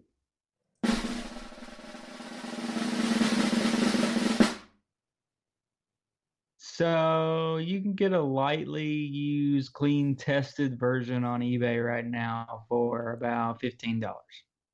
It's not too bad. Well, it used to be like ones you could get for like $5, but yeah, price it's gone up a little bit. I think I probably paid about $5 or $6 for it when I got it. And that was probably 6 or 7 years ago. Yeah. So it's gone up a little bit, but it's really not gone up that much. I would say for me, at $15, this game's totally worth it because this game, there's a lot to play. It's kind of a longer game. Yeah. Unfortunately, it doesn't have a battery, so you can't save. You have to use passwords. Yeah, we didn't talk about those passwords. You have to buy passwords, and the passwords are really long. Yeah. Yeah. So the whole saving system kind of sucks in this game. Save states in demo mode would kind of be your savior there, Yes. I guess. But if you're going to buy the cart, then expect a fairly long game. You could beat it in one sitting if you know what you're doing. If you don't, though, that's the problem. Yeah. Because if you know what you're doing, it'll take you a good 4 or 5 hours to beat the game. If you don't know what you're doing, you're definitely going to need passwords. I don't know what the speed runs are for this game. Does anybody know? Probably like an hour, 2 hours. Yeah, so you can expect, even on the speed run, this game to be a couple hours long. I think I didn't beat it, but to get as far as I did, I probably played it maybe 6 or 7 hours. Holy crap. Yeah, I did to beat the game. It took me about 7 hours. And what I recall too is, and this was all just, I think it was Saturday. I just beat the game. And one thing I noticed is we're talking about speed running. Like if you could buy enough jetpack power, like you can zip through the levels with that jetpack and with the swimming ability, but it's just getting used to dodging the enemies that can be kind of erratic. You guys ready to have your mind blown a little bit? Oh yeah. You want to know Mind what the blown. speed run? You know what? You want to know what the fastest speed run here is? You're gonna tell me it's like 30 minutes.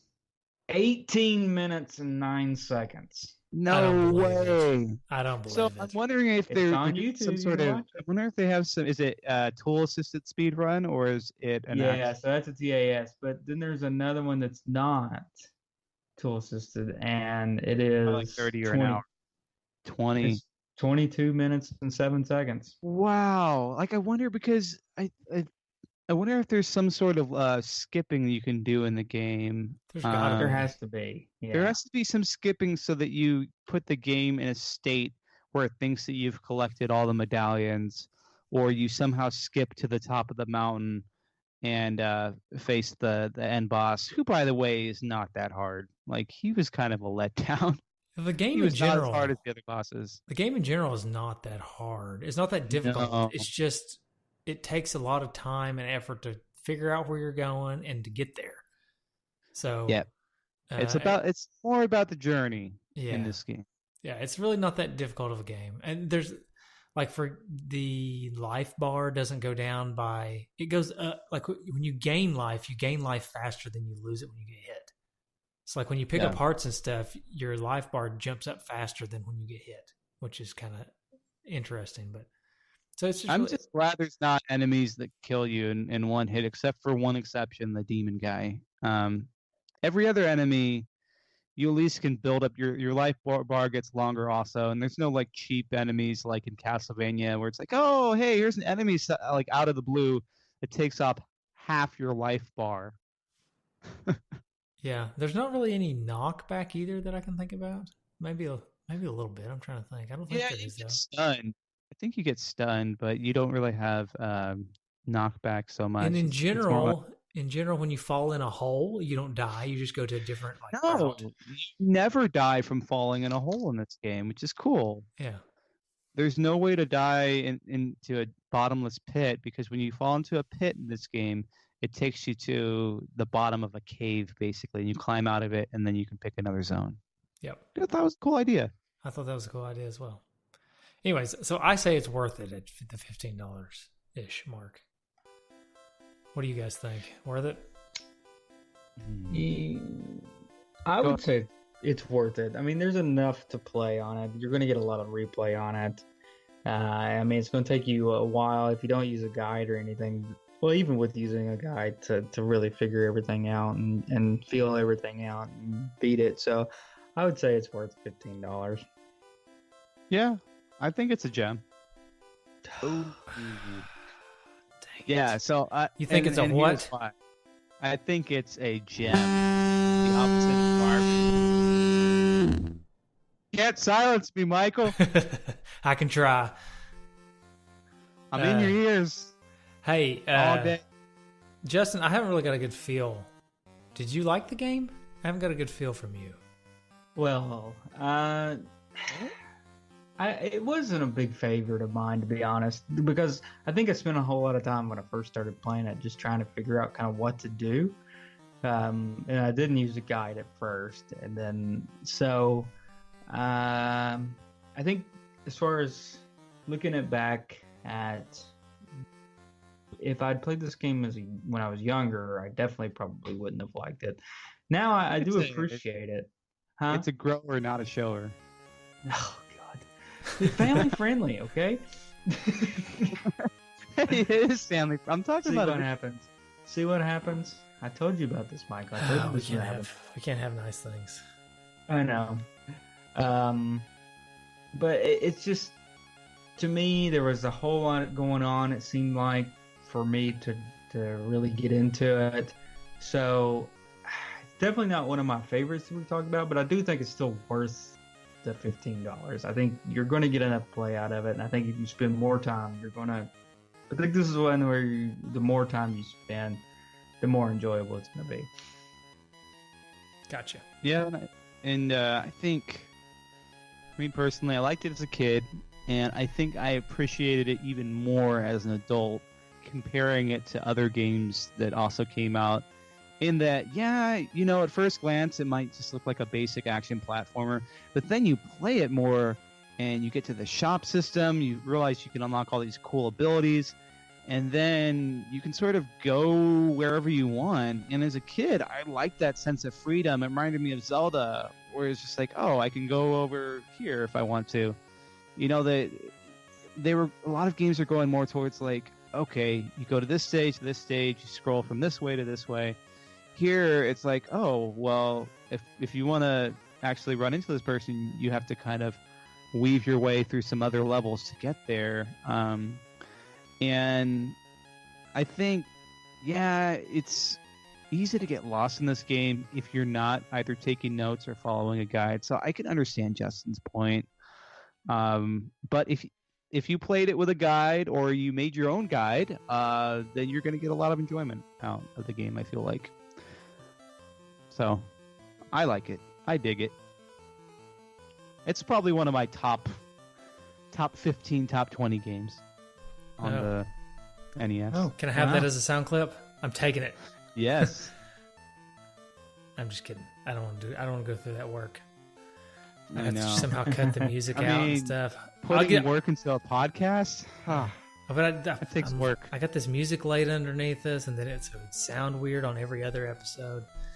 Anyways. Does it? Right. Do you... I'm trying to think about... I'll just have get you it ever from you heard of, later. have you heard of like radio programs or those early morning programs where it's like the music will get louder? And I think they're using some sort of gate or something where the music will get louder when nobody's talking. And then when everybody's talking, the music will automatically go lower. And I think it's almost like a side chain compression thing, I think is what it is. Almost like that. You're probably right. It probably compresses the music whenever the people are talking, and then releases it whenever it's not. But there's some sort of threshold. I'm not going to do that. That sounds like a lot of work just to get to hear you say that this is in your top 10 or 15. Now, if you were to give me a definitive clip of you saying this game is in my top 10, then I might use it. Clash of Demonhead is in my top. Nope, that 10 won't work. favorite. That won't work. Yeah. All right, Favorite we tried. NES games that I hate. All right, moving on. This game's unique. That's kind of my thing about it. So, Yeah. how about we do some retrofitted trophies? Now, before we do retrofitted trophies, let me just say this is my favorite of the Aaron from 5 years ago clips. You ready? Yes. Retrofitted trophies. Were you screaming that into a pillow, actually? And you were talking it about sounded family like. friendly. Jeez. That's what it sounded like. It's like, I was, I must have been cupping my mouth or something because that's what it sounds like. Oh man, listening back to these things definitely makes me feel like you were trying to not wake up a child.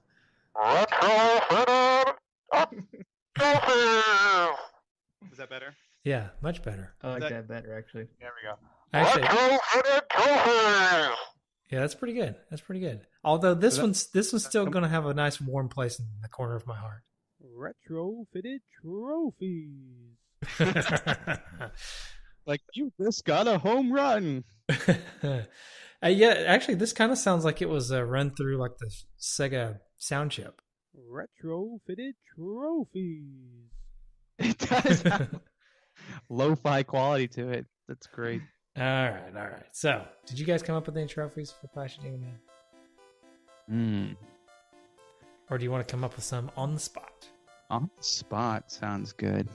I wrote a couple down, but my iPad just died, so I can't remember. I think I can remember one of them. Okay. Well, I'll go with my first one. In honor of a Genesis Germ joining us for the show, this trophy is called Sanic? ? And that is collect the hyper boots. Or buy the hyper boots, I guess. I've got one. Congratulation, which is what it tells you at the end of Ghostbusters. So congratulation, and that's getting the bad ending and blowing up the world. Which, if you don't defuse the bomb in time in this game, it's hilarious because it shows you the end scene of the cliff. But there's nobody standing there. Yeah, it's so grim dark. It's crazy. And now we're all dead. Thank you. Yes. Mine is the Albert Einstein trophy, and that is to get the bad ending because Professor Plum is supposed to be a good guy, and he created this destructive device, and Albert Einstein said that he regretted his work in helping create the atom bomb. Interesting. A little serious history talk there. We're getting dark here. Yeah. Let me try to bring us out of the pit a little bit. I have another trophy too, but I like to call them achievements, but that's just me. Yeah. Well, you would. No, I have another one though, if you want to. Okay, sure. So you think of that Greek guy on History Channel, where he's always like, "It was aliens." Mm-hmm. Right? You know that guy with the goofy hair, the poofy, goofy hair? I've seen the meme, but I don't know what show that's from. I've never seen this show. Alien Civilization or something like that. Ancient Aliens, I believe. Ancient Aliens. Yeah, and so the plot of this game is straight out of that conspiracy theory. Oh yeah, we didn't even spoil the ending. Yeah, you spoil that. If you get to the ending, you find out there's these creatures that planted humans. They created humans, and they say a millennia ago, which isn't that long ago. Right. They say, a millennium ago, we made humans, and Bang's like, too bad, you guys stink. So you're gonna save and it's like, it makes no sense why they want to destroy the planet. I think they're like, humans are wasteful and they're not as cool as we thought they'd be. That's pretty much the reason, yeah. That's pretty much it. And Billy Blank, whatever his name is, Billy. His response to them is awesome. Yes. He's just like, you know what, aliens, suck it. We'll take care of ourselves from now on. That's right. We can do it ourselves, just like we did the whole time when we didn't think that you existed. Yeah. There's a lot of games, not to get too political or religious, but there's a lot of like Japanese games where you have to destroy God for some reason. A lot of like and like this game, it's pretty much what you're doing. To a certain extent, well, this game's conception of a god, it's just interesting, I think. Yeah. I do like the fact that they have a young Earth policy in this game too. You know, a younger Earth than even the young Earth. Yeah, it's like what 1,000 years old. Yeah. Yes. Yeah, you know that Roman Empire, all that actually never happened. No, never happened. No, there's not even that old. Ever specifically say this is planet Earth anyway? No, that's true. I don't think they did say that it's Earth. Maybe we're the aliens. Ooh. Oh yeah, we created this. That's deep right there. Mm-hmm. This time on Game Theory. Tom Arnold would be impressed with you, Justin. Oh, he would. He'd probably give you your own spin-off podcast. Oh. To talk about conspiracy theories. He probably would. Tom Arnold's kind of a conspiracy theory guy, isn't he? Yeah. I think so. He is. Only when it involves himself, though, I think. And if you don't believe him, he'll fight you. We still have got to set up the Tom Arnold fights the two dudes. We're working on it. I think that's the only way we're going to get him on the show is if we make him mad. He may like turn on us, and then we'll get him on the show. See, you just have to show up to a convention that he's at, and like he's asking for audience questions, and you like very quickly explain that you do a podcast where you talk about him a lot, and you just say, hey, can you just say one thing for us, Mr. Arnold? Can you say I would be impressed. And like that's all you have to have him say, and then the rest of your life would be made. I know. If we could just get him to say, "Hey, this is Tom Arnold, and I'm impressed." I think that's all we need. Isn't he doing some show like looking for the Trump P tapes or something? Like, isn't that like his thing I now? don't know if it's a going concern at the moment, but that was definitely a going concern for a little while. We should just tell him we have it. We've got the on tape. our podcast. We'll give it to him. You know, maybe when you do the Wall Street Kid episode. Yeah, maybe. Yeah, Maybe. let's do it. All right, that's the plan then. All right, I think we can move on from trophies. I had a couple more, but this is it's a good stopping point here. All right. Let's see what Aaron from 5 years ago has got to say about the game rating. Yes. Game rating.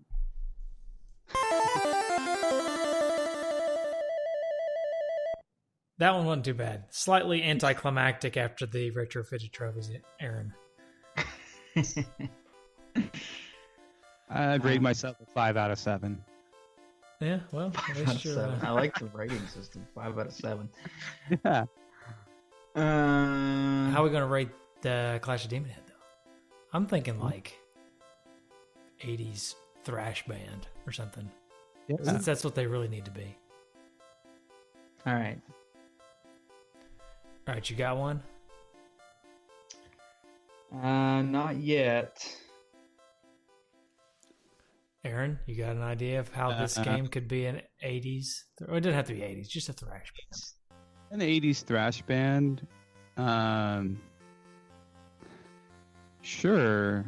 I don't want to put you on the spot. Everybody just think for a second, and we'll just sit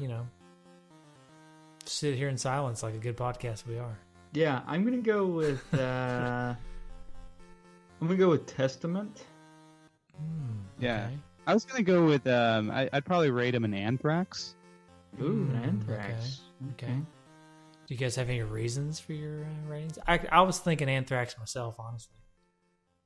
I think going with that. Anthrax, because they're a little lesser known to the general population, but they're a good band when you dig in. Yeah. Okay. My Testament was just going to be because they've got some good songs, but on the whole, not the greatest. Ooh. I'm surprised you didn't go with Dawkins. Dawkins or Whitesnake. I'd been like, hey, wrong genre. Like, who's the worst? I can't even think of the worst, quote-unquote, worst thrash band. I'm if just the looking best at thrash band, bands. like, you know, you're talking about Super Mario 3, you're like, yeah, that would be like Megadeth or Metallica. Like, what would be the worst thrash band? I can't think of any really I don't know. bad Guar. thrash band. Guar is, that would be like more of a style over substance. Yeah. They're just like a shock band or whatever you want to call that. Yeah, There's a band. I'm guaranteeing this band right here is bad. They're called the Dirty Rotten Imbeciles. I just feel like that's a bad band. Probably. Here's is. one just called Death. Oh no, Death is actually really good. Oh, Death's good. Yeah, Death You is really you really like Death? Death is like if you listen to there's two bands called Death and they're both good, but the Death where they're like a death progressive death metal band, the singer songwriter guy, he's passed away, but they were a great band.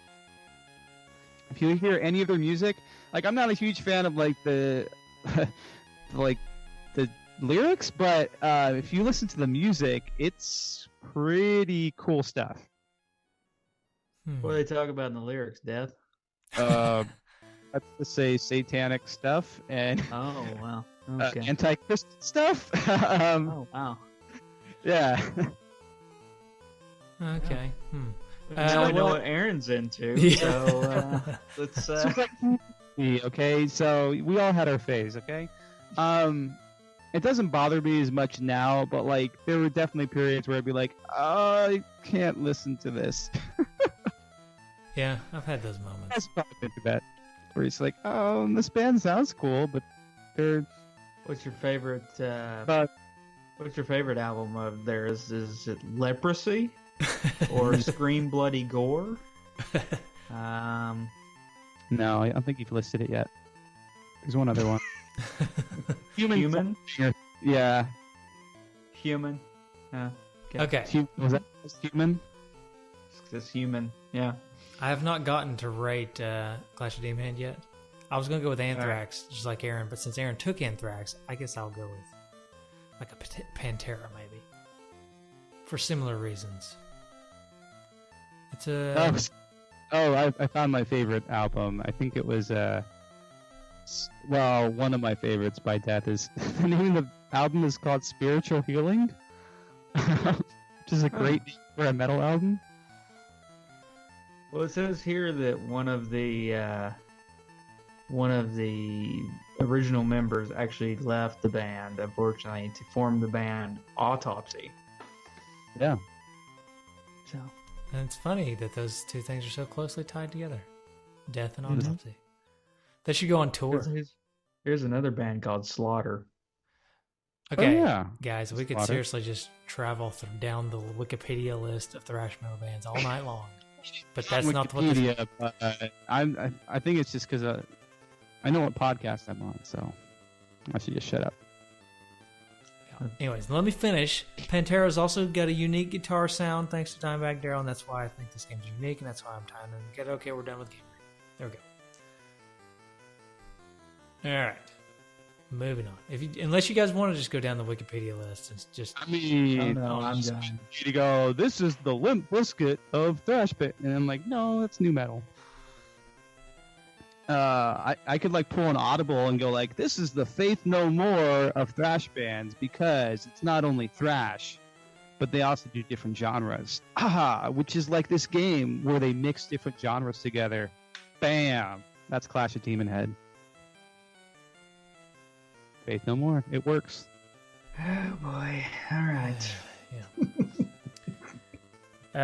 Hey Garth. Garth, what do you think about that? That's what Garth thinks of Death. Yeah. Hey Garth, what do you think about Aaron Hickman?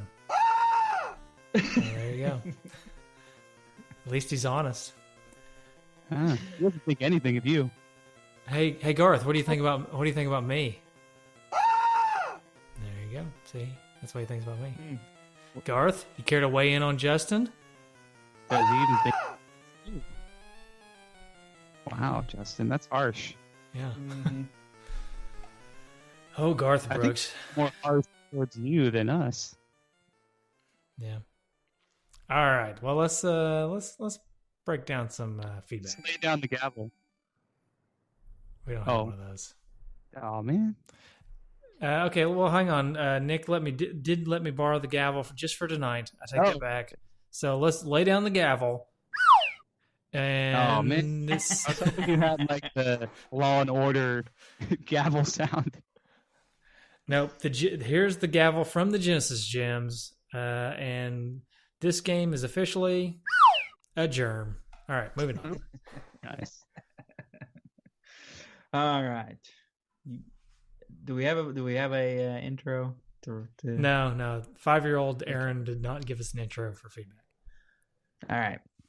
So on the Facebook group page, we have Tom Miller starting us out with, it's a game I hold dear to my heart, and I don't really know why. Gotta fix my NES so I can play it again. I've honestly never came close to beating it. Nathan Sweeney says, I own it like the gameplay, but didn't invest a lot of time in the game. It's one that's on my list to replay very soon. Andrew Code says, this is one I have not played. I didn't know about it until a few years ago. I've heard good things. Nathan Robite says, I remember poring over the Nintendo Power that covered it. I tried it a long time later in emulation form. It has interesting gameplay, but I remember being confused at what to do.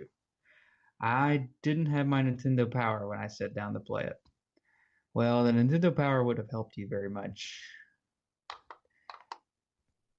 But anyway, over on the Facebook page, we have Keith Rains, Chris Gaines' cousin, Keith Rains. What do you think? What do you think Keith Oh. thinks about? What do you think Chris Gaines thinks about this? Before we get to Keith, I don't know. What you want to ask him? yeah, Chris Gaines, what do you think about this game? Is Sounds is strangely he, like Garth Brooks. Yeah, it's like, is he related to Garth? Keith Rains says, I used to have that one when I was younger. It was one of my favorites. I remember playing it a lot, especially the early levels. Since I was too lazy to deal with the password system, I should find a copy and see if it still holds up. And then over on Twitter, I've got the Twitter feedback pulled up for once. All right. We have who do you think's commented on Twitter? I'm hoping it's Ryan Ballard.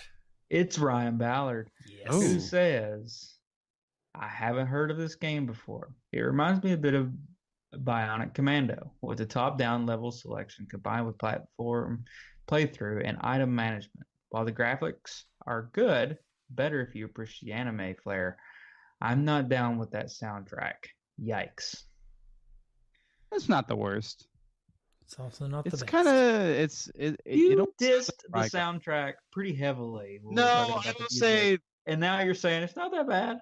no. I think all I said was there was a supreme lack of percussion, and as a NES composer myself, as you guys know, there's not a lot of flair in what's actually being composed. There's not a lot of variation in the duty cycle. If you want me to get technical, You said The duty duty. cycle? you hear a lot of 15% squares, which give it a very buzzy sound. I had a pretty good Straight duty cycle today. I'm sure you did. I try to make sure I have at least one really good duty cycle every day. You need to have one. But yeah, no, there are a few little earworms, but no, it's not the best, but it's not the worst either. It's not gonna drive you crazy, is what I'll say. All right. Fair enough. All right. Do we got any voicemails? We do. We also have one Instagram comment Oh, from Cecil Dredge. Says, I have this cart in my collection, but haven't really played it all that much. I'm interested to hear more about it and see if it's worth a deeper dive. Yes. Yes. I think we all agree that it's worth a deeper dive. And voicemails. Yes, we have a couple voicemails. Let's see. Here we go. Here's one of them. What is up? It is JZNES from YouTube, back again.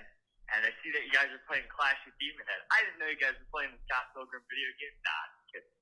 Clash of Demonhead, obviously, it's a great NES game. Victo Kai, which is kind of your like typical third party. You know, like Konami and Capcom are like third party, but they're pretty big dogs when you think about the NES. These guys are like kind of small fries, Golgo 13 and stuff like that. But Clash of Demonhead, yeah. To be honest, the only reason I knew about this game before, like having played it, was because of Scott Pilgrim and the reference there. You know, in the movie, if you've seen Scott Pilgrim, or in the book or whatever, the band that his rival girlfriend is in is Clash of Demonhead. So it's kind of funny. But anyway, that was a reference back to this game, you know, obviously. But the game itself, I played a little bit of it. It's pretty good.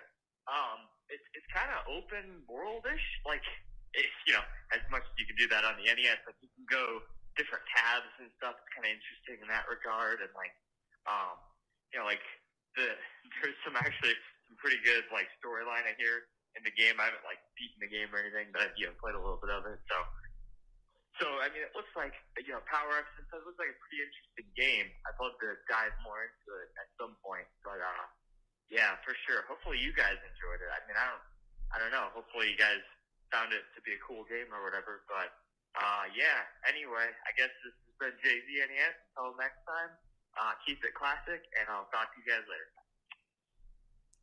Thanks, Jay-Z. Always good to hear from Jay to the Izza. And then we got one more voicemail. Aaron, you may recognize this voice. This is probably going to be like one of the most infamous sound bites you'll ever have from Nick Stevens, but this is probably one of my favorite games of all time.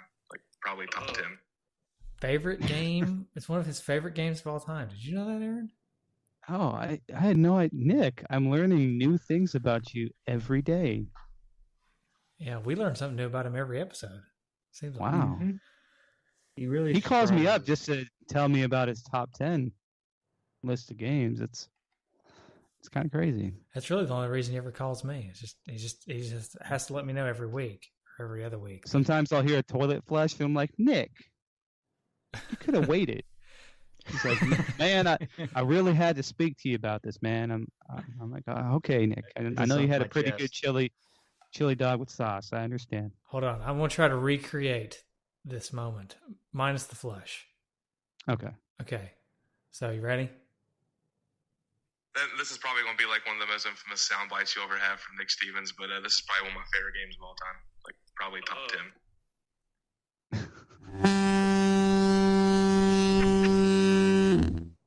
10. Nick, jeez, man, keep it inside. Really? At least for the duration of the call. Okay, all right. Let's wrap this up. Aaron, serious bit here. No more jokes. I'm turning off the foghorn. So you can tell us about some of your things that you have going on. I know your podcast and your music and stuff.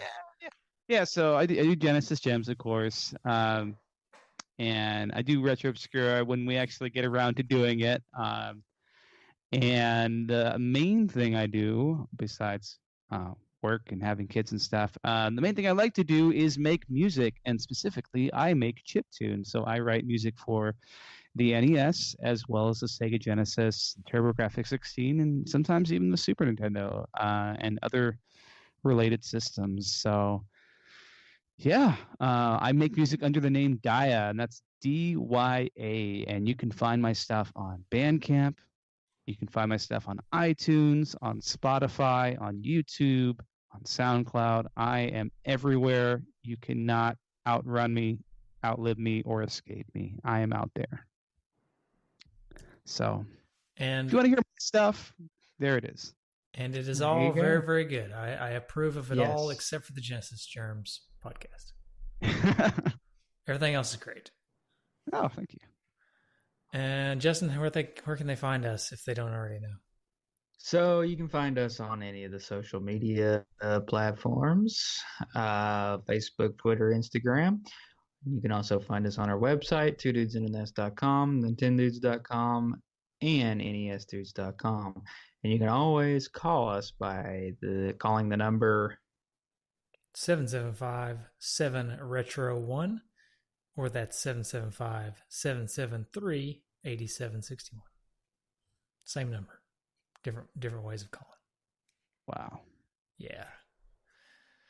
Yes, and sir. Shout out to the remainder of the Retro Junkies not already mentioned on this podcast. Shout out to the wee guy on YouTube for always Nikolai. Nikolai. Always putting out awesome stereoized versions of NES tunes. I have not talked to that guy in a long time. We had him on Retro Obscura once. We have not talked to him since we were going to have him on for the Silver Surfer episode, which disappeared off into the ether. And I feel bad about it, but he's a good dude. I think I remember, like, I was so hyped for that episode when you guys were going to do it, because I was like, yes, they're going to cover Silver Surfer, and I think you had a bit of a. I think you had a bit of a Freudian slip there. I think you said Silver Suffer, but I think I know what I think said. You meant it. I know what I said. Yeah, and I meant it. Yeah, I know. Did I stutter? All right, and shout out to the Fox Dude for our awesome logos. Both of our Switch Up logo and our main show logo were done by him, and they're both pretty awesome. Yes, they were. So that's, I believe that's it. If you can support us on Patreon if you want to, it's patreon.com/NESDudes. And it's good. So thanks, Aaron, for coming on. Yes, thanks a lot. It was Thank you guys for having me despite my germiness. It's okay. Well, It's all good. I got plenty of Bactine over here. You know, pure ale. We're all good. At least I didn't give you halitosis. True. All right, here comes some music for the next game. See you, everybody.